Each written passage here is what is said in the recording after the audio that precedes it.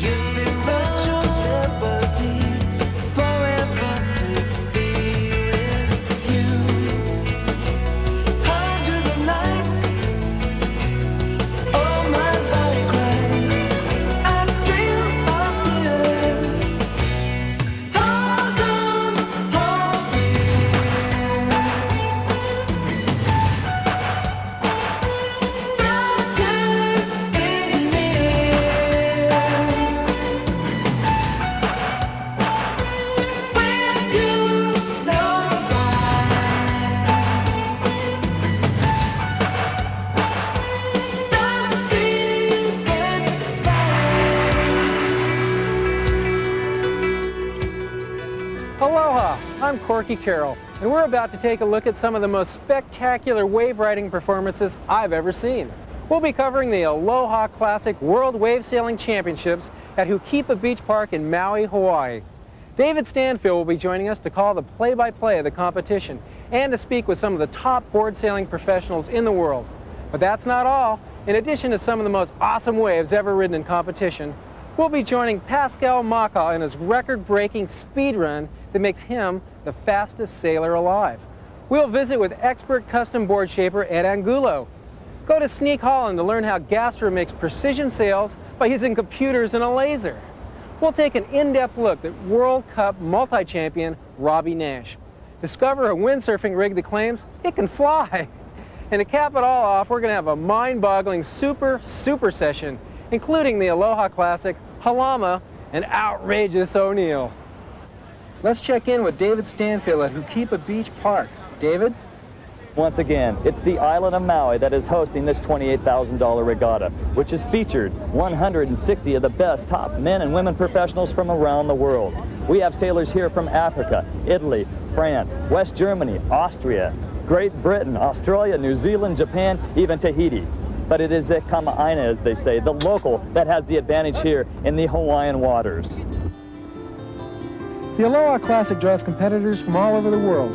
The Hawaiian Islands location, nearly 3,000 miles off the California coast, makes Maui a major journey even for most Americans. We met California board sailor Rich Myers at the Los Angeles International Airport on his way to Maui.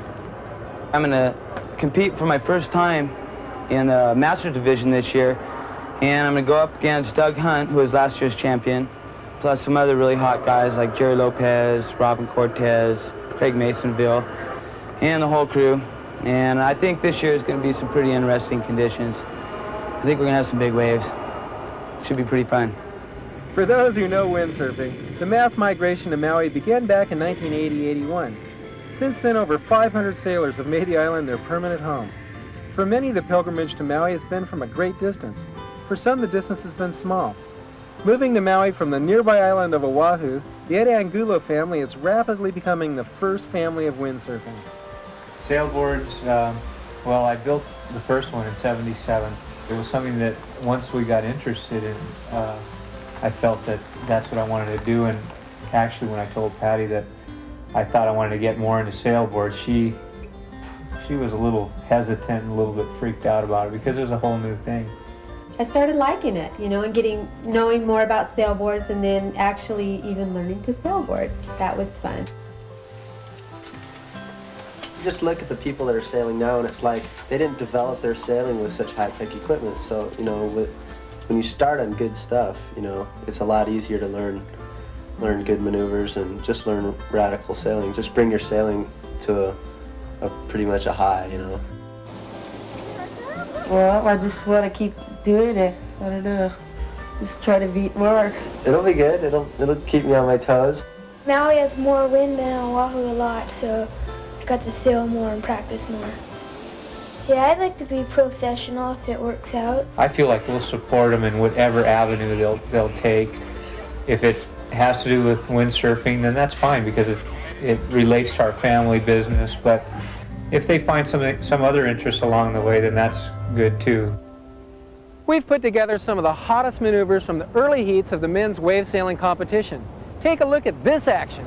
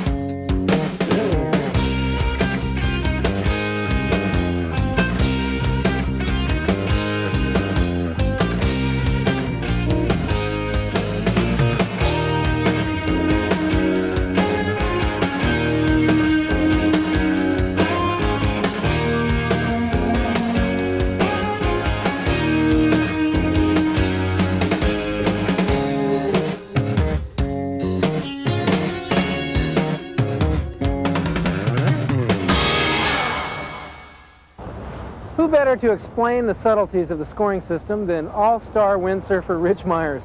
Rich, how are you judged in windsurfing? I don't understand it. Well, it's basically a man-on-man format, and each competitor is scored by a panel of 5 judges, similar to figure skating. And the winner is decided by the total outcome of points in 3 categories, which are wave riding, jumping, and transitions. Wave riding is scored the heaviest, and that's multiplied by 5, and that's scored by choosing the biggest wave, the best wave, length of ride, and performing your maneuvers in the most critical part of the wave, the braking section, the curl. Jumping is second highest scored of all 3 categories, and that's probably some of the most spectacular visuals. Transition is where the sailor is changing tacks, changing directions. The degree of difficulty will score so many points, and that's multiplied by 2, and that's the least accentuated maneuver. Here's one of the best of the earlier men's heats that deserves special note. Mark Angulo versus Cesare Canagali, 2 of the hottest up-and-coming competitors in the sport today. You've been watching on the beach all morning long. You know exactly the momentum's picking up. What are you going to try to do? Well, just kind of learned from yesterday. I got to just try to put a good heat together, you know, a solid heat, 3 really good waves, 3 really good jumps, some good transitions, and then I'm going to maybe cut loose a little bit. Mark Angulo, cut loose. That is his middle name. The guy just shreds here at Hukipa Beach Park. Furthest out, it is Cesare Canagali from Italy. And the Italian stallion with some airtime to start off the heat. Angulo answers right back. Great control in the air. But to win this, you've got to ride the waves. You've got to have great transitions along with some good air. And it is Canagali picking up a decent wave. And he pulls out of that. Now it's Angulo's turn. Watch his control on the waves. Sinks his tail in. Great turning ability. Bottom turns off the top. Wave throws out. He just about catches a rail. And Angulo slaps it off the top. And a great re-entry. There it is, the Cesare roll. Everybody on the beach is going, what is he doing? He's doing a quick forward roll off the whitewater on the inside. Great snap jibe on the inside by Mark Angulo. Cesare Canagali with his own version of the forward roll. A great wave for him as he slaps it up through the tube. And a good re-entry for Canagali. Airtime. Angulo arches his back and comes around, planned or unplanned. Outstanding maneuver on the beach. Schweitzer tries to explain what happened. An incredible aerial attempt. Body drag on the inside by Cesare Canagali. On the outside, another large wave. Angulo, great wave judgment. Look at his turns on the face of this wave. The judges obviously like this. Outstanding re-entry off the lip. Canagali, his inside forward roll. And he just about pulls it off. Little bit of air for Angulo on the outside. One more time, Canagali goes up and around and comes up short. Last wave of the heat, US 18, Mark Angulo. Exits and tries a backward loop. Cesare, good heat against Mark Angulo. How do you think you did? Well, I didn't send like the other heats I do, you know, but it was okay. Just trying to do my best, you know. And in the heat between Mark Angulo and Cesare Canagali, your winner is Mark Angulo. I think he had it. I think he won by a considerable amount in the wave riding. The other 2, you know, the jumping and the transitions were real close, but I think he surfed substantially better. Having turned in a remarkable performance in beating Canagali, Mark was to come up against one of the old guard, Matt Schweitzer, and was defeated in a later round. But as you can see, Mark will be around for a long time to come. In any windsurfing competition, prevailing winds are critical. At Hukipa in Hawaii, the trade winds blow out of the northeast at approximately 15 to 20 knots year-round, providing ideal windsurfing conditions. The reason it's windy is we've got a twin-peaked island that was formed off of 2 islands separate, and I'm sure a sand spit formed between them. So it has a very level valley in between, creating a natural wind squeeze or venturi. We typically have 30% more wind than any other island, and our typical trade wind pattern is from a northeast to a southeast, all of which Hukipa Beach Park takes perfectly side shore, slightly cross on to slightly cross off.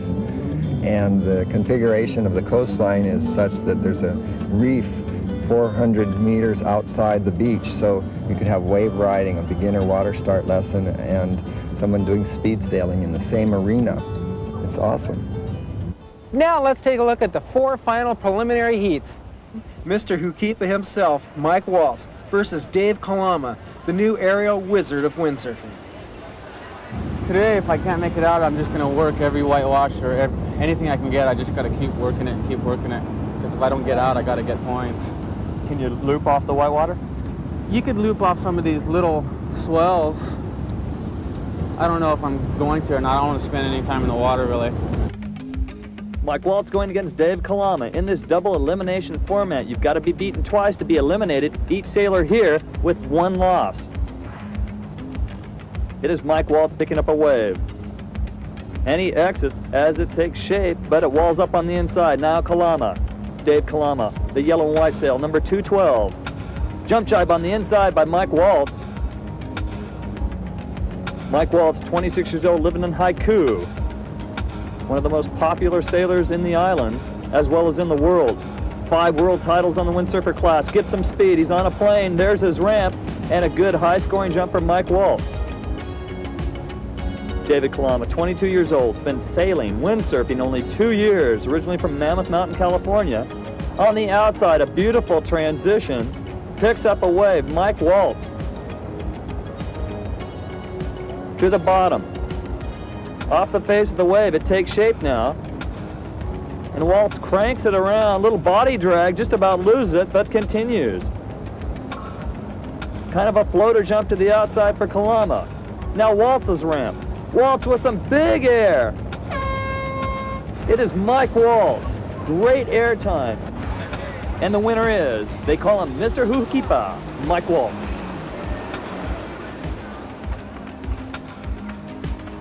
Mike Waltz versus Matt Schweitzer.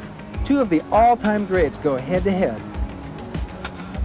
The best of friends take to the water in this heat. 2 of sailing's most incredible competitors, Mike Waltz and Matt Schweitzer. Schweitzer goes down accidentally. It is Waltz now with some airtime.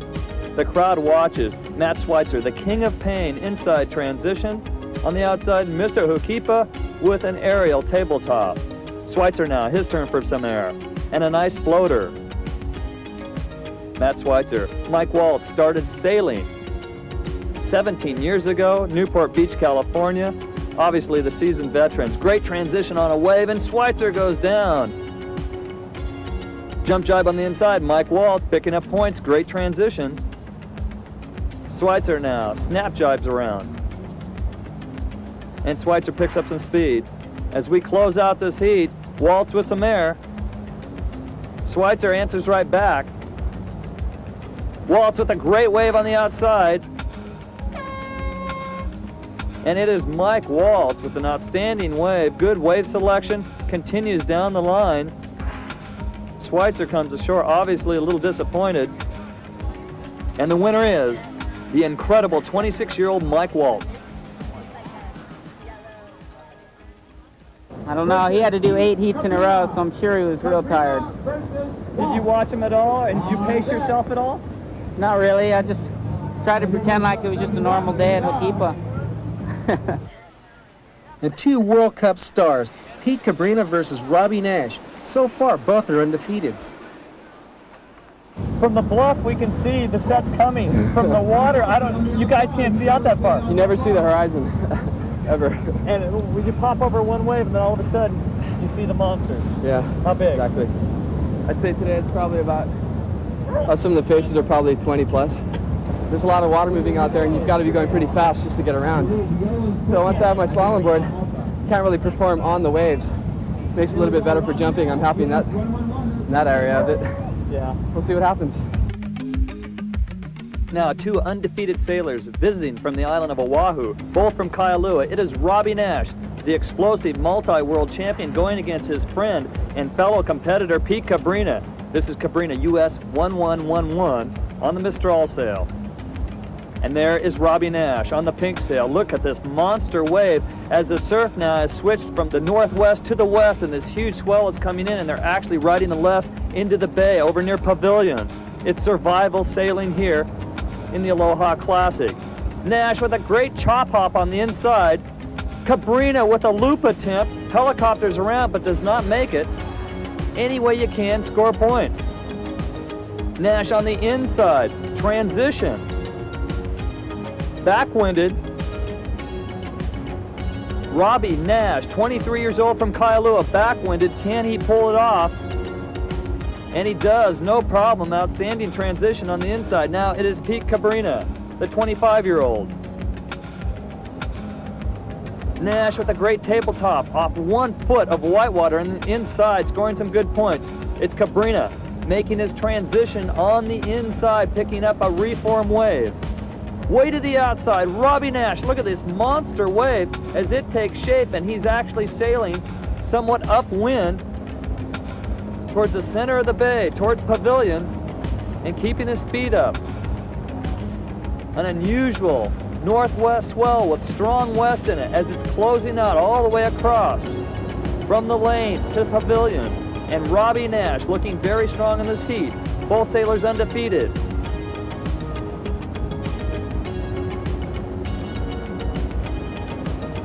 Nash now, transition time, slaps it off the whitewater. And your winner is Robbie Nash. Nash remains undefeated. Peter Cabrina has one more chance.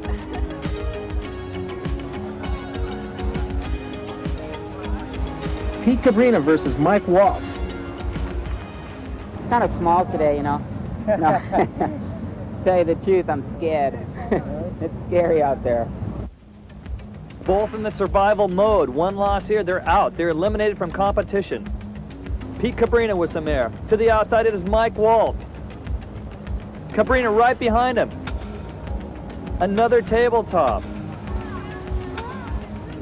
And the crowd watches. Outside, transition, one-handed duck jibe, Mike Waltz. And there's Pete Cabrina, his transition. Waltz now on the wave. Mike Waltz looking very strong now, hoping to survive and meeting undefeated Robbie Nash, but he's got to get by that guy right there. Pete Cabrina chop hops in front of this wave, slashes off the face of that wave. Mike Waltz, and his sail goes down. He's sticking with it, and Waltz muscles it up and continues on the outside. A helicopter, an aerial loop attempt, does not pull it off. Pete Cabrina, a valiant try, inside transition. Gusty conditions here. Outside, tabletop jump again for Cabrina. It's Waltz, a good high-flying floater jump. Cabrina comes up a little short, just about loses it, and he goes down off that jump. And your winner is Mike Waltz. Pete Cabrina, with 2 losses, is now eliminated from competition.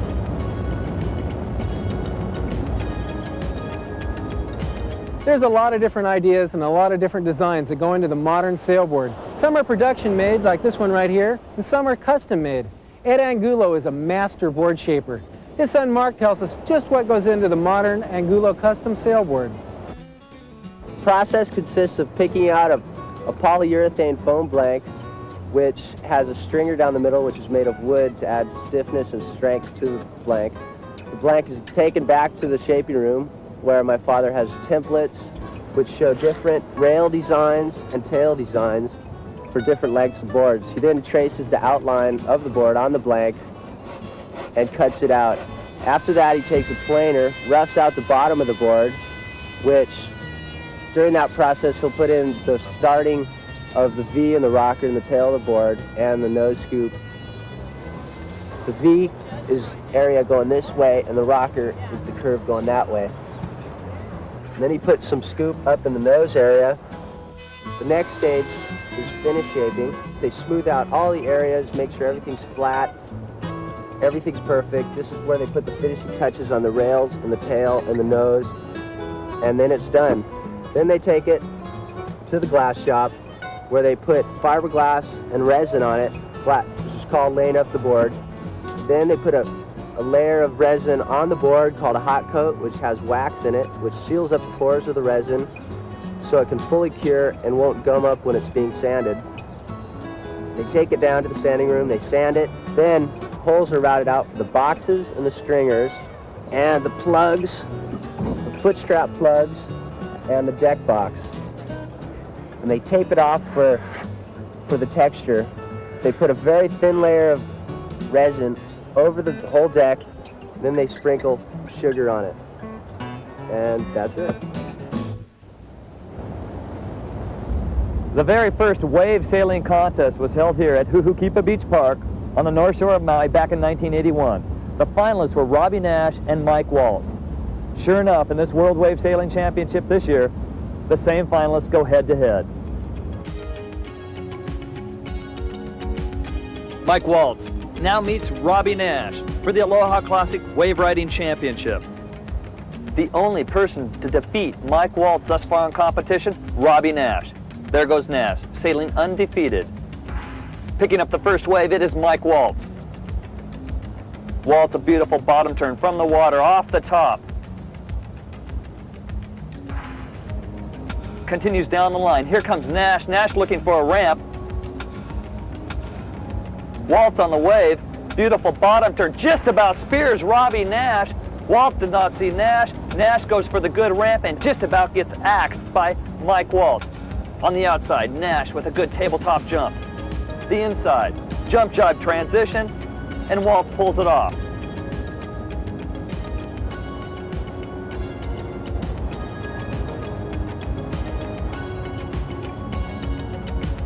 And Nash picks up the wave.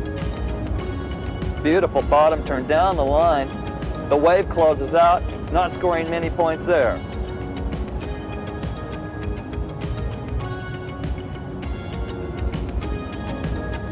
Waltz heads out. Small ramp, but he scores some points. Transition time. No, trick time. It is Robbie Nash going to the nose of his board, popping out the fins, a board 360, and he pulls it off and snaps it around for his transition. To the outside, picking up a wave, it is Mike Waltz.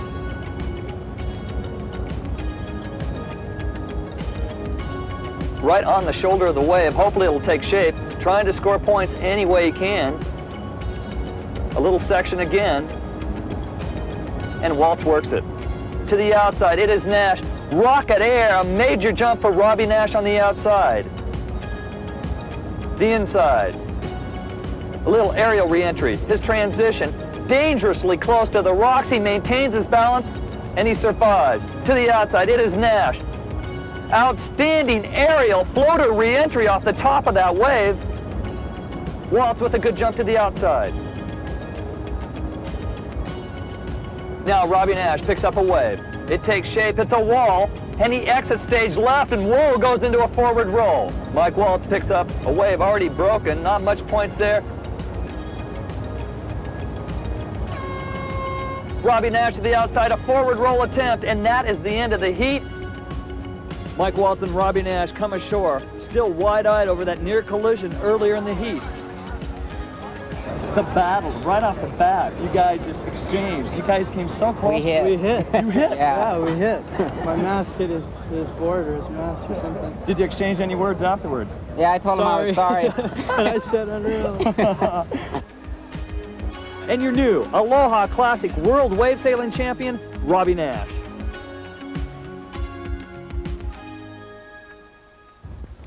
The longest reigning windsurfing champion is Robbie Nash. In 1986, he won his 4th consecutive World Cup. The secret to this amazing success is his dedication to the sport and his ability to perform in all conditions. I'd say he's the best board sailor in the world right now. Robbie is a really inspiring person to watch sail. Robbie, he's a great sailor.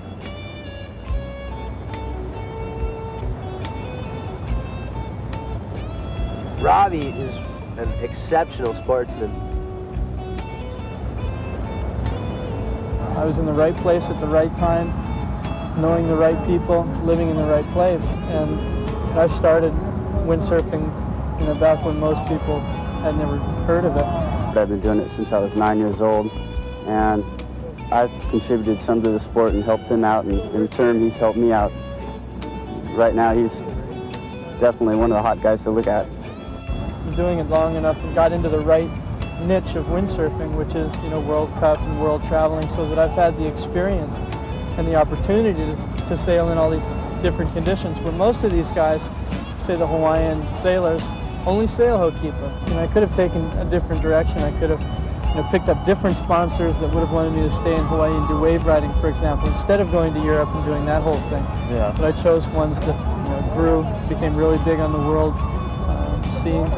He's helped contribute to a lot of the maneuvers. I think it's wonderful after being involved in the sport for so many years to keep that kind of drive. He's already in the history of windsurfing. I'm not a spring chicken in the competitive end of the sport either. This is my 11th year competing internationally every single year. And so the drive and the hunger isn't quite what it used to be. I've still got some there, but it's hard to compare to these 10, 15-year-old kids who are just eating, sleeping, breathing windsurfing. He's inspired a lot of us younger people. Now we're starting to contribute to the sport by doing new maneuvers. He's the one that got us this far by doing stuff. He just keeps us all on our toes.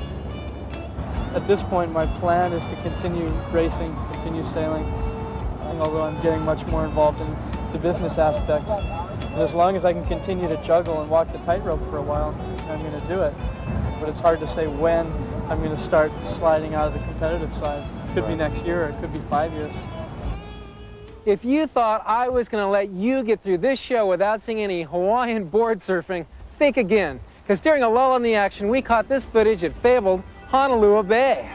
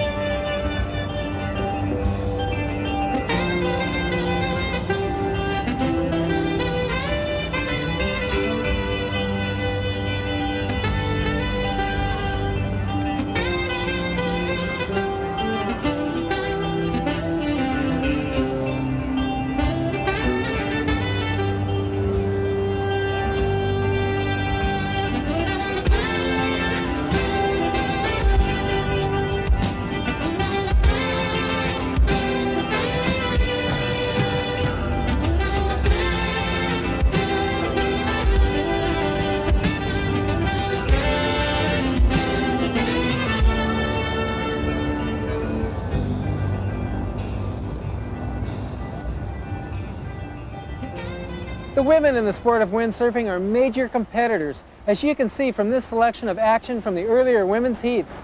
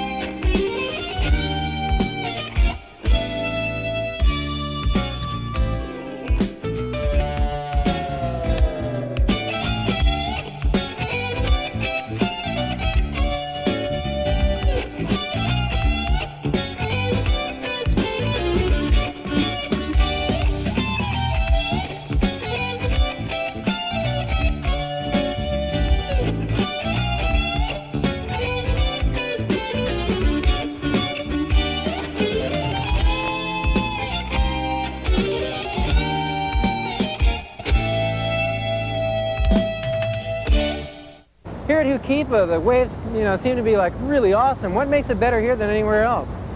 Well, it's the Hawaiian waters themselves. Hawaii is in the middle of the Pacific Ocean and has no continental shelf, and it really channels in any storm that's out there. And the waves themselves break at least 3 times as hard and fast as anywhere on any continental shelf of the world.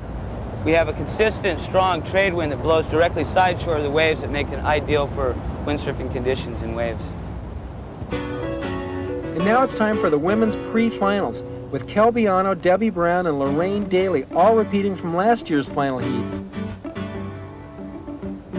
Lorraine Daly versus Debbie Brown. Undefeated Debbie Brown goes against undefeated Lorraine Daly. Daly heads out, fast, nimble, very light, and get on a plane quickly. First wave, Debbie Brown. Powerful and aggressive. Known for her wave riding skills, she pulls out. Her transition, she heads out. Meanwhile, Lorraine Daly gets a good high-flying tabletop jump. A quick second wave, Debbie Brown. Her tactics, stay over near the lane, use the channel. Get a couple waves, pull out, get back out. Score as much as you can on the face of the waves, and she's doing just that.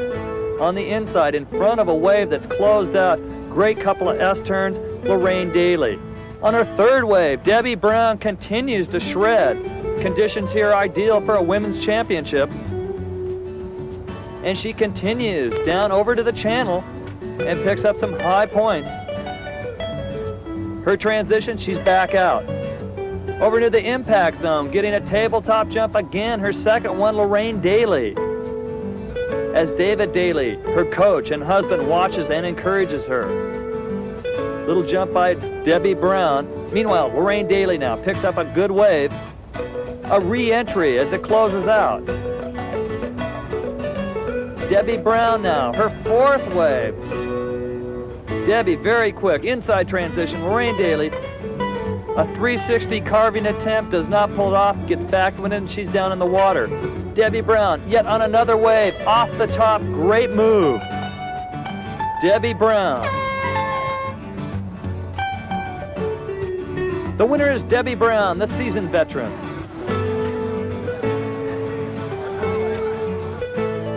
Carla Weber versus Kelbiano.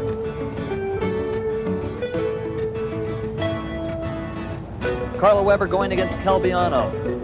The defending champion, Kelbiano, heads out. There's Carla Weber, US 15. Kelby with a little bit of airtime off the whitewater. Carla now, here's a ramp. She answers right back.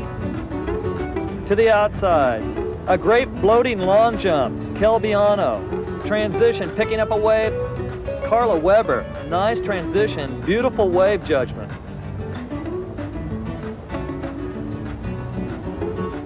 On another wave, Kelbiano with a K on her sails. Originally from Southern California, now living here in Paia. The wave closes out, Kelby heads upwind. Further downwind, it is Carla Weber, and she snaps it off the top. A couple more sailors waiting for their heat to start. Inside transition, Kelbiano. Carla Weber, her inside transition. Kelby with a wave on the outside from the water. Great off-the-top cutback. Carla Weber looking down the line as a wave takes shape. She snaps it off the top. Debbie Brown sits on the beach and waits for the winner of this heat. Red flag's up.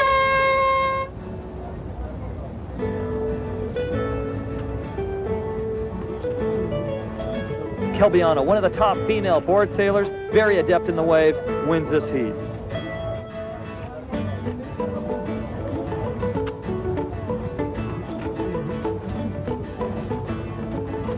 Debbie Brown versus Kelbiano.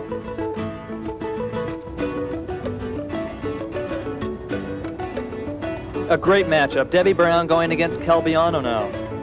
Debbie Brown with the A on her sail.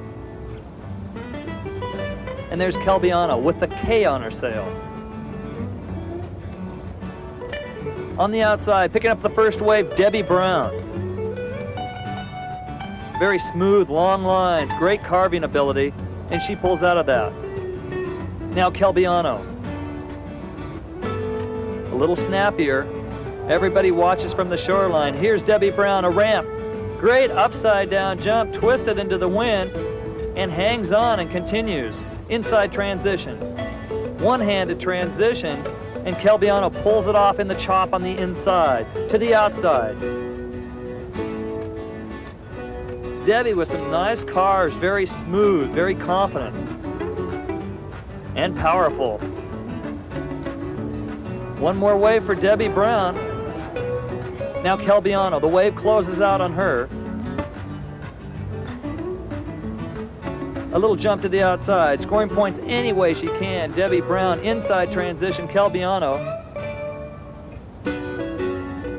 On the outside, in front of a wave, trying to carbine 360. Debbie Brown does not pull it off. Good jump, Calbiano. Calbiano gets a great jump there, inside transition. And Debbie Brown pulls it around. Kelby with a nice transition on the face of that wave, going right, then coming back left, upwind, a nice move. Snaps it off the whitewater, very high-scoring wave considering the conditions. And that is the end of the heat. Debbie Brown comes ashore. The winner is a very versatile Calbiano. Debbie Brown versus Lorraine Daly.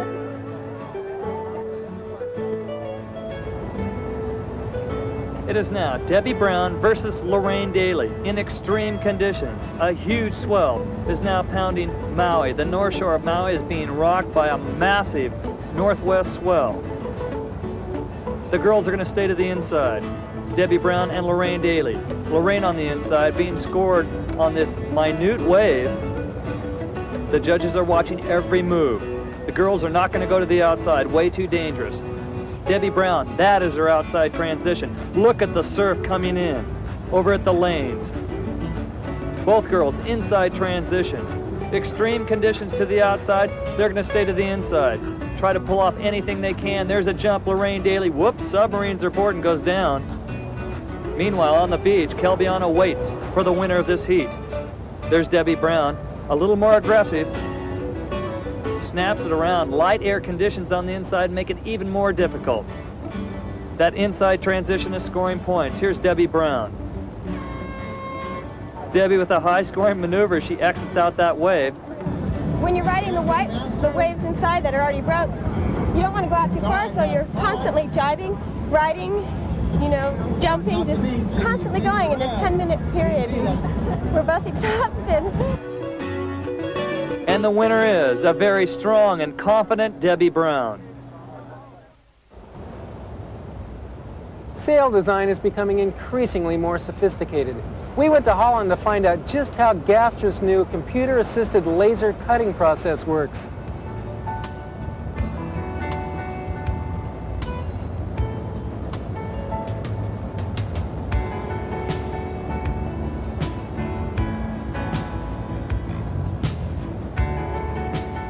Sailmaking used to be a very time-consuming and exacting task, but with the new technology recently developed at Gastra International of Holland, the process has changed. Although computers have assisted sailmakers for some time now, the combination of computer and laser cutter is an entirely new development. The computer can develop any kind of profile and panel layout and transfer it to the high-speed laser cutter. Each panel is an exact replica of the original pattern. Taking into consideration the lay of the cloth, the computer determines within tenths of a millimeter how panels can be placed for cutting. This process, called nesting, reduces sailcloth weight significantly. The control computer instructs the laser cutter to make the right cutting strokes. The cloth transportation, the cutting and transport of the panels, and the disposal of the waste sailcloth are now a single process. The laser melts the fabric and at the same time seals the edge to prevent fraying. Then the window is sewn in according to the computer plans. All the panels are then sewn together and the corners reinforced to withstand the tremendous force they will receive in the water. Batten pockets are sewn on to give extra stability to the sail profile. The sail edges are sewn with tape, and the foot, which receives the most abuse, is reinforced with polyester webbing along its full length. The mast pocket is sewn on, and the sail is finished.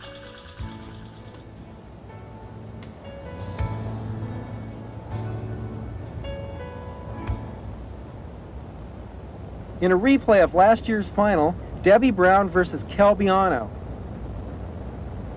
I think you really got to sail, you have to sail smart to win. It's not necessarily who shreds all the time, it's how you use the time. So it's important to stay upwind, catch a certain amount of waves because they'll be judging us on 5 of everything, and just keep thinking all the time while you're sailing. I'm constantly thinking, okay, what transition? All right, gotta jump off there. You gotta constantly be in motion because I think the judges just want to keep on scoring you. She's a really tough competitor, and we sail together all the time. We push each other, so it seems like we end up in the finals quite often together. It's a challenge. Both of us really are consistent and stuff, so I'm excited. We're really good friends, so it's kind of easy to compete against each other. Now we are set for the women's final competition in wave performance, and the waves are some of them up to 30 feet. But the women are going to surf the inside, the safety zone. It makes it a strange final. They're going to be right in the white water and doing their transitions. Debbie Brown meets Calviano, the Women's World Wave Sailing Championship, the Aloha Classic. Debbie to the water first. The judges watch. Kind of a water start there. Not much wind on the inside. Difficult conditions, extreme conditions here. The north shore of Maui is being pounded by huge surf. A northwest swell with kind of a little west in it makes it very dangerous on the outside. The ladies are going to stay to the inside. That is an outside transition for Debbie Brown. Very unusual, but she's picking up points. The judges watch. To the outside, huge surf, extreme conditions. There's no way anybody in their right mind would go to the outside. A nice little wave on the inside, one of the best waves, believe it or not. Debbie Brown getting a nice little left, continues with it. It takes shape on the inside, her transition, and pops back out through it, and that's a high-scoring wave. Calviano, undefeated. A one-handed inside transition, a nice move, and she continues to the outside. Down, closer to the rocks, Debbie Brown one more time. Her inside transition, air time. Off some white water, Calviano with a good scoring jump. Answering right back, Debbie Brown, nice move there. And look at the surf to the outside. Awesome conditions. Their outside transition now heading in. Our shot from the pavilion. That is the red flag. The heat is over with. For the second year in a row, Calviano, she defends her title and wins the Women's World Wave Sailing Championship. And you look at it out here and it's like at least it's building from like 10 to 15 feet. And just to be even launching out here is just really, it was like, you know, makes you real nervous. It wasn't a real test of your skill, was it? Well, we had to do the best we could in the white water, and, you know, it's like there's no way I was going to try to go outside. I mean, even if I saw a lull, so I just went for every possible move I could do. I was huffing and puffing the whole time out there. You got to take the, you know, the losses and the wins and use it to make yourself better. 30-year-old French board sailor Pascal Maka became the fastest sailor in the world when he smashed the speed sailing record held by the catamaran Crossbow 2 by more than 2.81 knots. Competing in the Canary Islands using a Gastra limited edition speed trial sail and a Jimmy Lewis custom board, Maka was recorded sailing at 38.86 knots. This is like 45 miles an hour, and this was a Royal Yachting Association sanctioned event. Man is always challenged by the thought of going faster by whatever possible means. Man is thrilled by the quest for speed. I used just a basic design for the first speedboard I made. Pascal Maka had bought a wave board out of Sailboards Maui off the shelf and went and broke the world speed record with it. And so Fred decided he wanted to go to a speed trial, so I made a prototype board that was faster than anything else around. In the center we made a concave, and that proved to be really fast. And since then, it's basically the same design as it always has been. It's just gotten a lot more modified and refined. But it's like a water ski almost. The concave is relatively deep and wide for how big the board is, but it goes all the way from front to back. So the theory is it just planes really fast and high on the two edges on the side. The secret to going fast is to establish proper balance of your board, sail, and body weight. When I set the world speed record, I was on a very tiny board, So proportionately, I have the best combination: a small board, a very efficient sail, and a lot of weight to hold it. I think it takes a strong person to hold the sail in proper trim, and that's not to say that a small person can't beat a big person.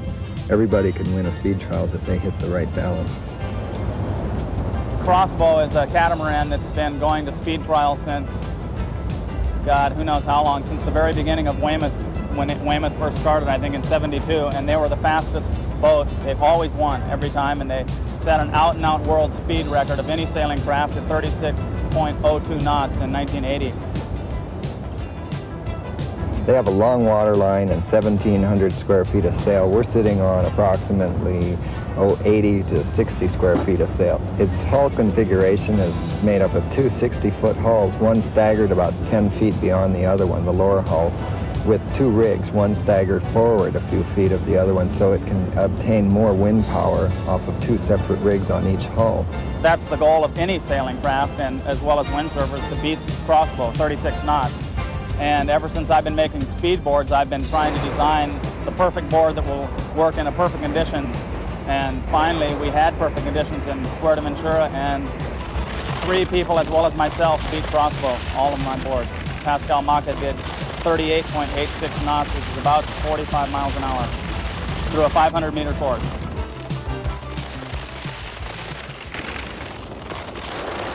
My speed of 38.86 knots was faster than crossbow had ever sailed, and it was a thrill to receive the crossbow trophy. If we had 50 knots of wind in that same direction, 45 knots, I don't think would have been a problem, even with the exact equipment we had there. I don't think, the boards I had hadn't reached their limit yet. They were still in perfect control going that fast. With the world record behind him, Pascal traveled to Western Australia to take on the French entry in the America's Cup, French Kiss. For these 12-meter yachts, it takes 4 crewmen to simply carry the sail.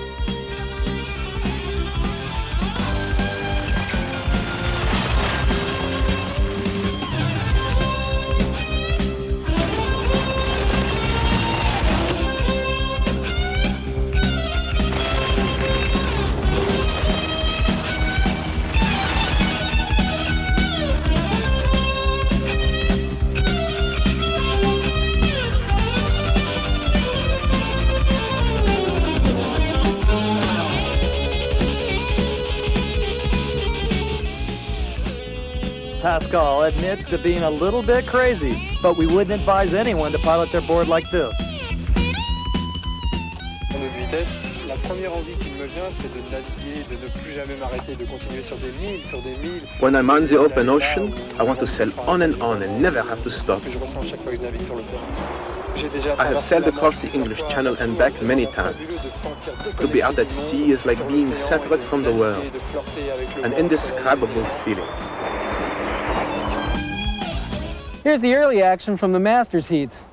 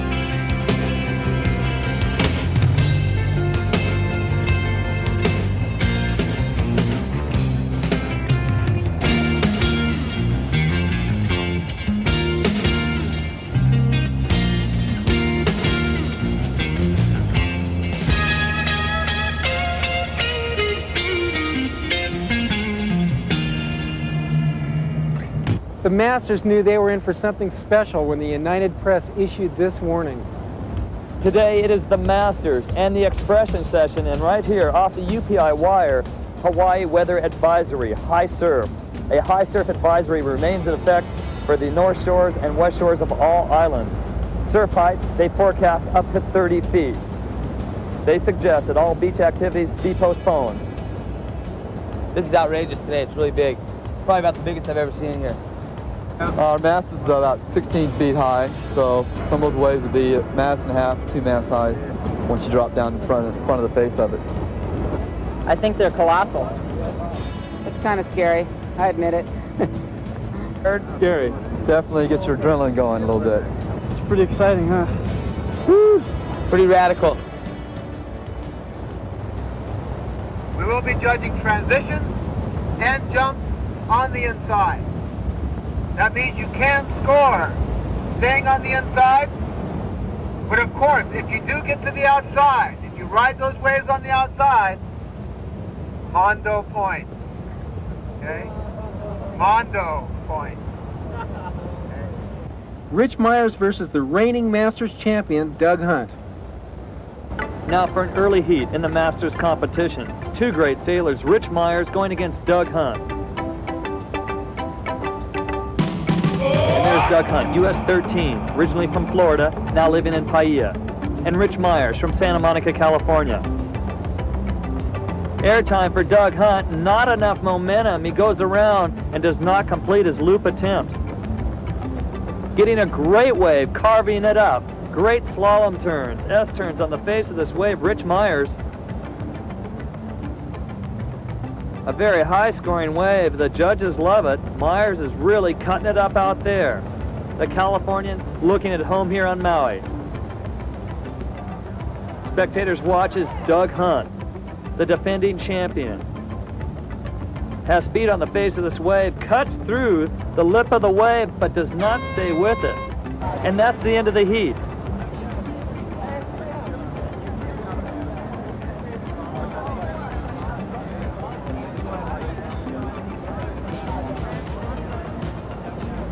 A big upset in this early heat. Rich Myers defeats Doug Hunt and sends him into the loser's bracket. After I got my first five waves down, I wanted to try to work my way back upwind and pick off some jumps going downwind. And didn't get too many, but I got a couple jumps, got a lot of waves. Dave Collignon versus Paul Dunn. The view from the pavilion, looking towards Kahului. The Masters warm up on the inside. Paul Dunn going against Dave Collignon. Collignon with the first wave. Look at this massive overhead wave. He sticks with it. A beautiful drop sail bottom turn. One more time, outstanding move. Dave Collignon sticks with this wave, scoring high points, heading towards the lane. And he tries a carving 360 to the outside. The camera's all focused on Paul Dunn. Dunn takes the drop. The wave closes out on him. Look at the size of the whitewater. The other veteran masters on shore looking as Dave Collignon bails. There's no way he could make it through that wave. And it is Paul Dunn picking up one more wave. And that is the end of the heat. Paul Dunn, survival sailing. A close heat, and the winner of the heat, Paul Dunn.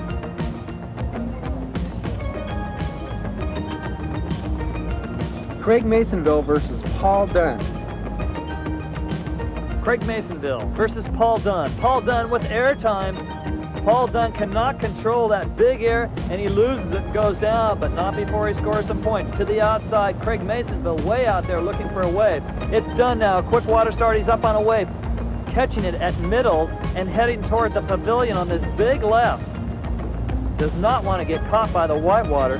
Paul Dunn from the north shore of Oahu, used to this big surf. Not intimidated one bit, dangerously close to this wall of whitewater.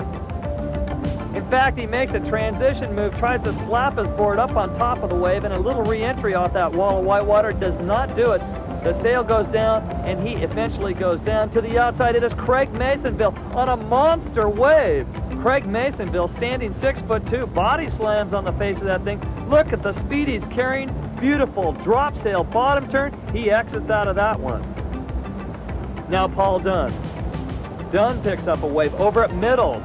He can go downwind, but that thing's going to close out.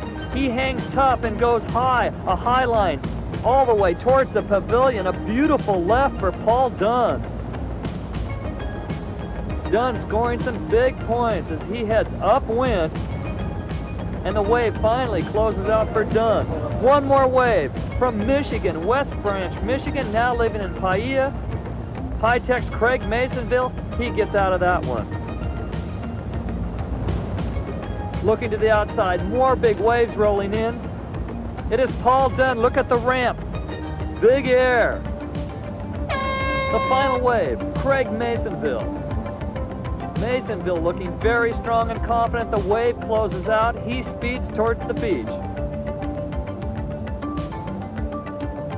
And your winner is Mr. High-Tech, Craig Masonville.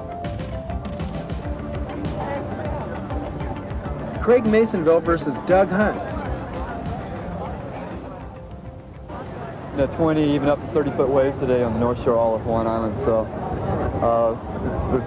right now is a lull, as you see. That's time to get out right now. And then, of course, once you get out there, try to pick a big one and come in, and hopefully don't fall off in front of it, because you really have to hold your breath a long time. What promises to be an outstanding heat. Craig Masonville going against Doug Hunt. US 13 gets some air. Doug Hunt with some air time. There's Craig Masonville with a jump. They're concerned on getting to the outside and getting a large wave. First wave, US 13 Doug Hunt, originally from Florida. It's ironic. Doug Hunt from Florida, Craig Masonville from Michigan, both now outstanding watermen here on the island of Maui, trying to survive and actually compete in the hugest surf ever contested for a wave sailing competition. Doug Hunt, he goes up towards the pavilion, the wave closes out, but he gets some good points. Look at the monster wave down near the lane, Craig Masonville. Masonville says so long, does not want any part of that wave as it hits the inside reef. Look at the whitewater, tries to jump up and over, inadvertently loops around into a helicopter. An outstanding bottom turn by Masonville to get out of that wave. Now Hunt, look at the waves to the outside. Rocket air, and he explodes upon impact. Down near the lane one more time. Look at the speed he's getting on this wave. Craig Masonville from West Branch, Michigan. Now the owner of High-Tech here on Paia, he bails out big time. Hunt now, playing it near middles, the safety zone, does a transition, picks up a 6-foot groundswell, no problem. The wave's gonna hit the reef, and look at it jack up well over 15 feet, right over behind his mast, and he scoots out in front of it before he gets caught by that wall of whitewater. Doug Hunt, nice wave, great wave judgment. Woo! Look at this wave. Outside, heading towards the lane, trying to get to the shoulder for safety. A straight shot, Masonville, with a little bit of time, he does a cutback on the face of that wave. Another one, and then he pulls out. Craig Masonville getting some monster waves. And that is the end of the heat. It was pretty steady, I thought, all the way through. The wind was steady, but like you said, the tension wears you out more than the physical strain. You just kind of mentally tire out really quickly, and you just, clamp down when you'd be real relaxed otherwise. Okay, two things, obviously, from the bluff. You had just the most incredible high jump. I mean, it was more of a survival, wasn't it? Because there was another wave beyond that? Yeah, I had to really hustle to get going and come back the other direction. I was fortunate that all my gear was right there close to me when I came up out of the water, and I got a water starting away from the next whitewater hitting me. But later on, I wasn't quite so lucky. Okay, Craig, you were doing some maneuvers that everybody loves, your bottom turns where you lay the sail down, but it looks like you were even going for a carving 360 on the wave? I tried a couple because there was closeout sections and there's no way I was going to turn back down the face, so I figured I might as well fly out the back, but just the wind combination and the waves, I'm not used to trying them in this big, and I just didn't even know what I was doing. I was flying out of control. The defending Masters champion, Doug Hunt, is eliminated. Craig Masonville wins which means we will have a new Aloha Classic Masters champion. As you can readily see, this Masters competition came to be known by the incredible wave conditions. The Masters final took place on what has come to be called Massive Monday. The surf was so big, most people didn't even want to go out. We asked Rich Myers his view of the conditions prior to competing. The trick will be to get outside through the sets, and you got to time the sets right and get the right lulls. But I think it's going to be pretty scary once you get out there. If somebody gets out during his heat, he's going to win for sure. We're talking courage now. Well, courage and luck. You know, to get through something like that, you've got to be really lucky with your timing, or have a real floaty board. What are the risks then? Going on the rocks? I would say the risk are death by drowning and ruining your equipment. Rich Myers versus Craig Masonville. For the Masters Wave Sailing Championship, Rich Myers and Craig Masonville meet the monster surf head-on. Incredible conditions. The North Shore of Maui is getting pounded. Will they attempt to go to the outside? Myers with a little jump off the inside, the whitewater. Myers stays to the inside and is going to compete in the Masters final on the inside. There's just no chance to get to the outside, so Myers cuts loose on the inside on this small swell. Craig Masonville, blue sail, transition, a nice move, steps to the tail of his board, snaps it around, and picks up this whitewater. Masonville, originally from Michigan, on the blue sail, from Santa Monica, California, comes Richie Myers. Very anticlimactic. 5,000 people on the beach watching this Masters final, and they are sailing 2-foot slop. Myers continues with the wave. Masonville pulls out. Myers scores points. His transition, a clean exit. Stays upright, and he shoots on out with some speed. Another inside wave for Craig Masonville. Masonville scoring some points.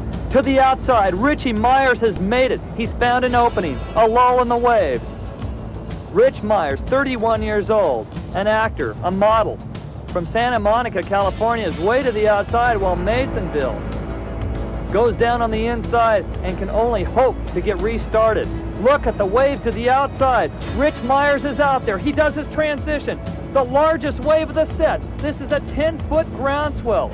Now it hits the reef. It's got some west into it.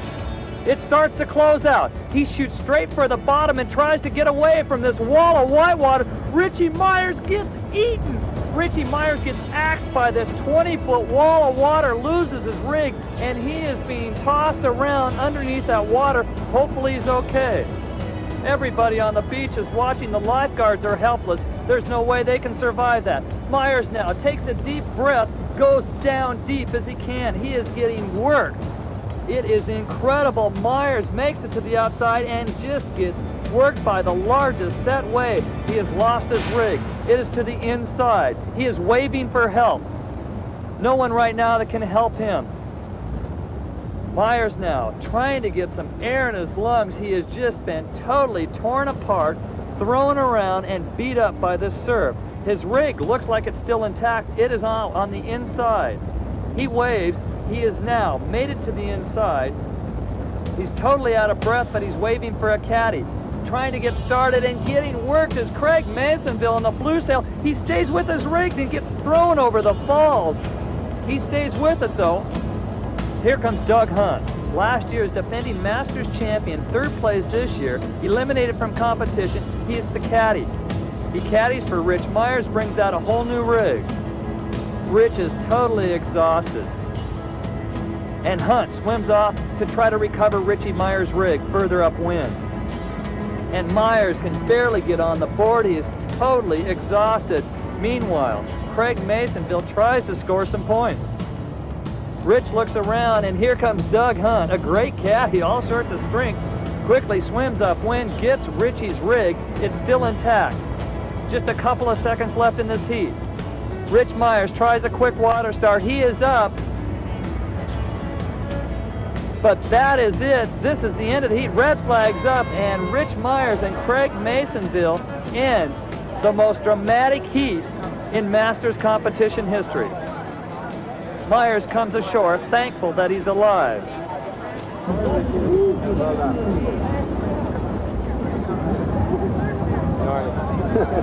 like to tell you this. Remember I said the consequences are drowning by death, or death by drowning. It's true. I almost did it. Wow. Let's get out of the Okay, line. the wave you caught was gnarly because there's no wind on it until the very end, and I couldn't get away from that. I just go, and it just, the lip chased me and caught me. You felt it coming at you. I looked back, I go, oh, ah, get out of here, but I couldn't because there wasn't the right wind. Direction was too east. You didn't try holding shore, huh? Yeah. You didn't try holding on your board? Oh, it just got yanked out of my hand so fast. I couldn't try, hold on, no way. How long were you held under? I don't know, until I almost died. Really long time. I did about 4 or 5 somersaults underneath, about 30 feet down. Okay. You think, can the lifeguard save me? Should I give up and wave? No, I couldn't give up, but I waved and lifeguard couldn't save you, man. I'd be dead by the time you got out there. Were you waving for a caddy or were you waving for the lifeguard? I was just going, let's let me know I was in trouble. But then by the time I got in here, then I was waving for my caddy. When I realized I was not in big danger anymore. Swallow any water? Tons. I'll be throwing that up for a while. And I'm all lightheaded right now. You guys all look funny. I hope I'm still undefeated, because I don't really want to go back out there. Seemed like an 8-minute swim that might have lasted an eternity for you. Yeah, I thought it was my last swim. Okay, when you got your rig in there, you couldn't see it floating around? I couldn't see anything. I could barely see, you know, I saw Doug standing here with my other rig, but I had no idea where that one was. Buddy, I don't know what to say. I know what to say. Whew, feels good to be on the beach. And the new Masters Wave Sailing Champion of the Aloha Classic, Rich Myers. All I know is that was one big wave. You look like you were in pretty bad condition out there. Been kind of being held down for a long time, jerked around. How did it feel like? Looked to us like you were drowning. Well, I was drowning. And I tried waving for help at first, and I saw that wasn't to my avail. Looked pretty gnarly. What happened? Well, I didn't know what was really going on. All I know is it's time to start saving each little breath. Sort of beyond panic, huh? Yeah, it was actually kind of relaxing. Thought a lot about little trivial things like, who's going to spend my winning check money and who's going to be able to cash a check. And then I thought about why I kind of predicted my own drowning in the interview right before I left out there. I said, yeah, it's consequence of death by drowning, and here I am doing that exact thing. Then I just didn't panic anymore and just thought, well, it's it, and just relaxed. The next thing I knew, I popped up, noticed that it was time to get into shore, so I swam in as fast as I could. That was a pretty big wave. You know, there's a lot of interesting theories on how they judge waves, but that looked like a big one to me. How big do you think it was? Well, it's probably on a Hawaiian scale about 12 feet, and if you measure from the feet, the bottom of the wave to the crest, it's about a 20, 25-foot face, I imagine. All I know is that was one big wave and one bad wipeout. Yeah, hope that doesn't happen again. Hawaiian conditions can be really awesome, a veritable mecca for the windsurfer. But for the spectator, it's not that easy to get here. When Robbie Nash won his World Cup title in Zandvoort, Holland, there was more than 100,000 spectators on the final day. We asked some of the competitors here if crowds of that magnitude were possible here in the States. In Europe, they're quicker to pick up on stuff. You know, they really enjoy the sport, and it's neat to see a lot of people like that. I don't know. I think we're spoiled over here. We got too much to do already. Some of the problems are that some of the really good locations just aren't around large populations. California will be at Halama Beach, which is in the middle of the boonies, and how many people are going to drive all the way out here? You know, it's just, I don't think we have the spots right in the limelight enough, and that's the main problem. People like California and Hawaii and all this area, they're used to surfing. And in Europe, surfing is a big deal. During the Beach Boy era and all that, they never had anything to relate to. They just heard about it. And now windsurfing is their surfing. I think our sports can start growing a lot more in the United States just because it's more colorful. I still really think that America's got a long way to go, and that the sport's still growing really fast over here. We've seen some of the most radical dynamic action of this year's competition. But now let's take a look at some of the more beautiful action of this year's Classic.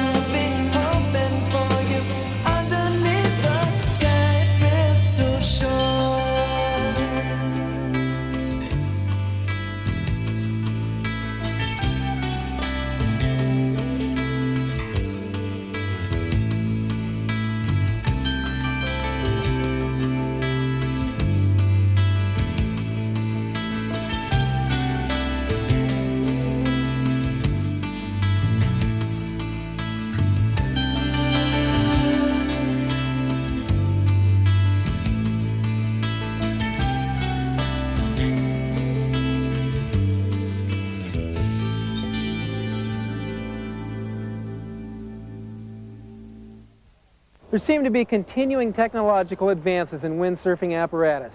Last year we showed you Richard White's launch ramp. Look what they're trying now.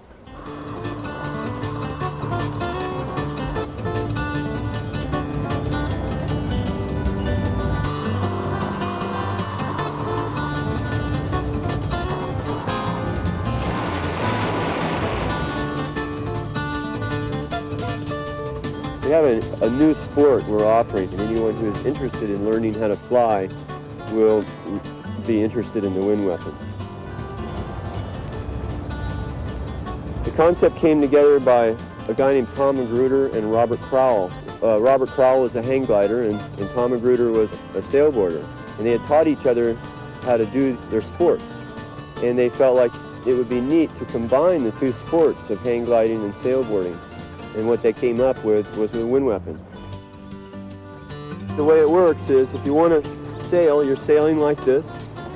And when you're ready to make a transition or a flight, you reach up with your front hand, you roll the sail, and you come through and you tack. Now to jibe, you reach up, you roll the sail goes over your head, and back down again, and you jibe.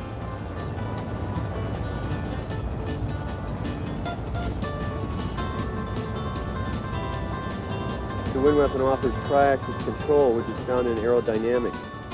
Pitching is what is found in sailboarding.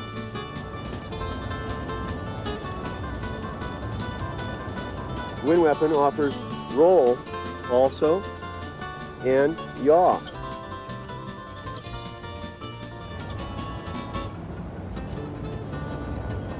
Best conditions for flight are high winds, severe winds.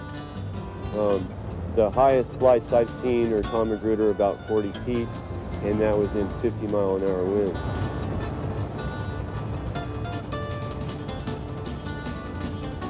Personally, I still have so much to learn on the windsurfer, sailboard, but I'd really like to try it, and get into it someday. It's as easy as flying a kite.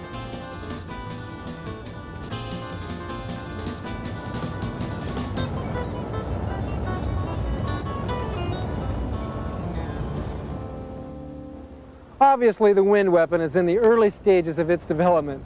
Hey, they laughed at the Wright brothers, right? The stars of the future are bursting out of the wings. Look at what these juniors can do in radical conditions.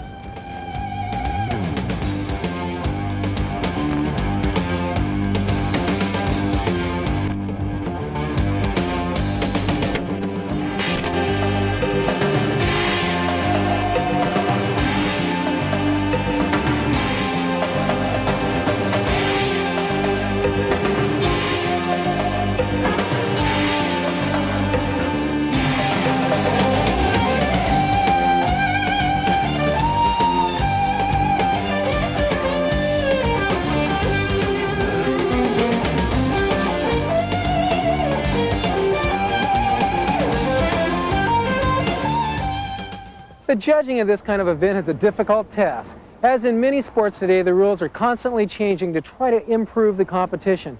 We talked to several of the top competitors to find out their feelings on the judging process. Personally, I think the sailors should be judged on everything they do, and I don't really see a reason to just pull out the 3 best things you do, because it really inhibits what you're doing. Like there's a variety of 10 different transitions that you could do for just a jibe. And if they're only judging 3, why even show the spectators that you know how to do another 7? I think that there's a lot of work that needs to be done in the area of judging and contests, and that's why I'm a member of the Association of Professional Sailboard Judges, not as a judge, but as a secretary. And we're trying to set up a network around the country and internationally to raise the standard of judging and also sort of formalize it so it can be used throughout the world. It's not only beginners who fall off their boards. Let's see what happens when the pros attempt radical stunts and just don't quite pull them off. If you're at the forefront of the sport, you got to pay the price for trying these radical maneuvers. Just remember, you have to be really good to wipe out like this. Please don't try these stunts in your own home.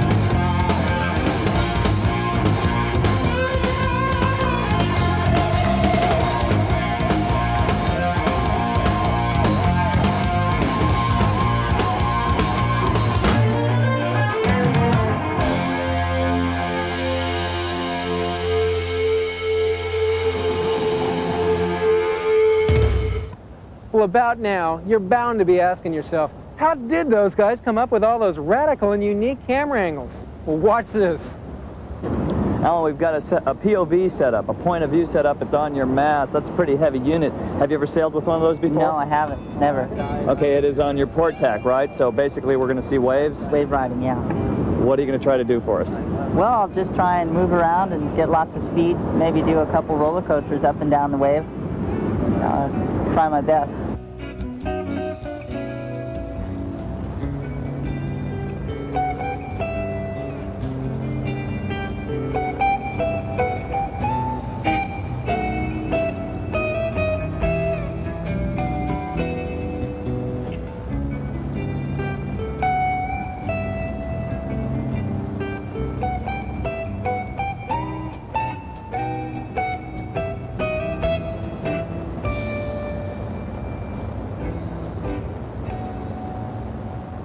Now I'm going to try something new called an outside loop.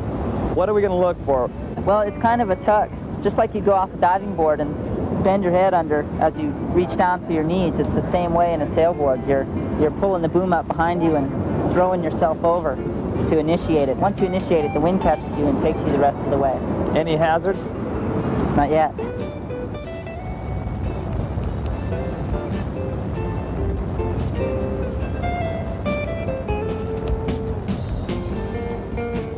It was really heavy. It was really hard to jump and turn and water start, but it was a really good angle looking down onto the waves and onto the jumps. It came out really good.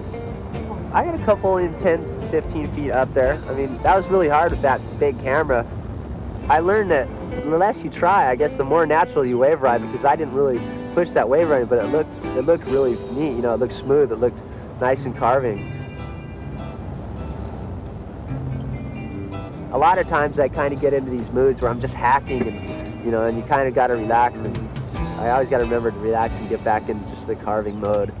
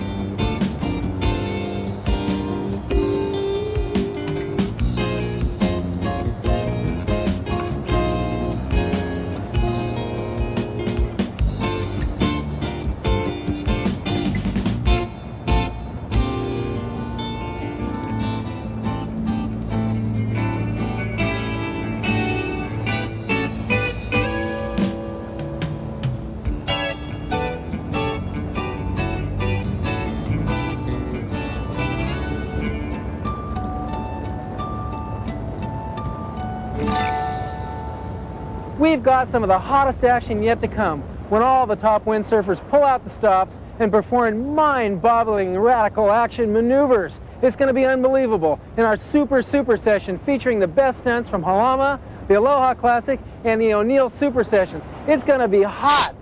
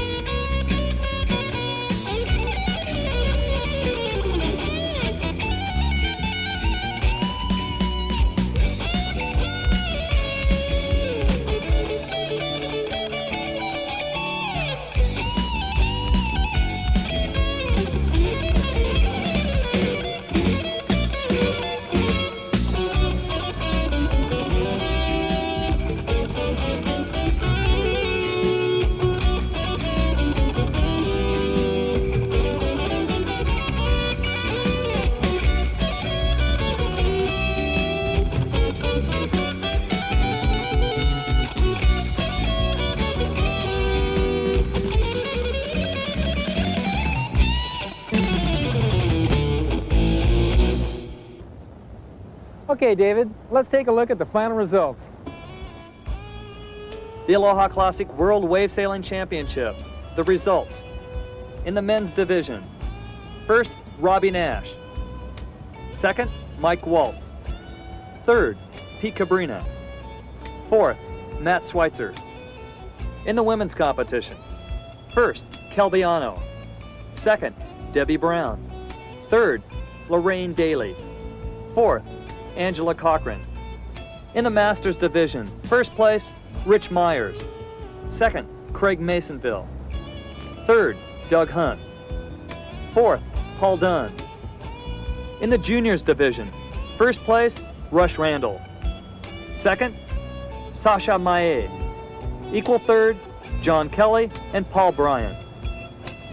And the Aloha Classic Super Session results.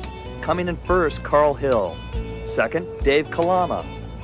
And third, Robbie Nash. In the 1987 Marui O'Neill Windsurfing Invitational, the Super Session, first, Mike Waltz. Second, Mark Angulo. Third, Robbie Nash. North of Santa Barbara, California, Halama Beach Park. The results, the Halama Expression Session. First place, Mark Angulo. Second, David Sheen. Third, Mike Waltz. There's no question that windsurfing is the fastest growing water sport in the world today. But where do the pros think it's going? I can't tell you where it's going because in the last 4 months, I've seen it take off more than I've ever seen it. It'll be the same as it's been going for the last 5 years, I feel. I think every 6 months there's going to be a new maneuver, something a lot more radical happening, and it's never going to stop. I think that the manufacturers in the sport will create equipment that most people can use, or they already have, so that the quality of production stuff is really high now. And that will help everybody improve their sailing more all the time. And I think there'll just be a lot more sailors, because the people who have skied all their lives will get interested in windsurfing in the summertime, which is already happening. Our thanks to the incredible competitors that made this year's Aloha Classic an event to be remembered. So for Rich Myers, David Stanfield, and myself, and once again gratefully unemployed Corky Carroll, aloha, surf's up. Air transportation to Hawaii provided by Trans World Airlines, serving Honolulu from Los Angeles, St. Louis, and New York. Fly today's TWA and find out how good they really are. Accommodations courtesy of Wailea Villas and Wailea Destination Association. Wailea lies on Maui's sunny southern shore and features 2 luxury hotels, Maui Intercontinental Wailea and Stouffer Wailea Beach Resort, and 3 condominium villages. Amenities include 2 18-hole championship golf courses, 14 tennis courts, a shopping village, and 5 pristine white sand beaches. For more information, call 808-879-4465. Portions of the Aloha Classic 2 soundtrack are from Eric Johnson's Reprise album Tones, available on Reprise Records. Take me from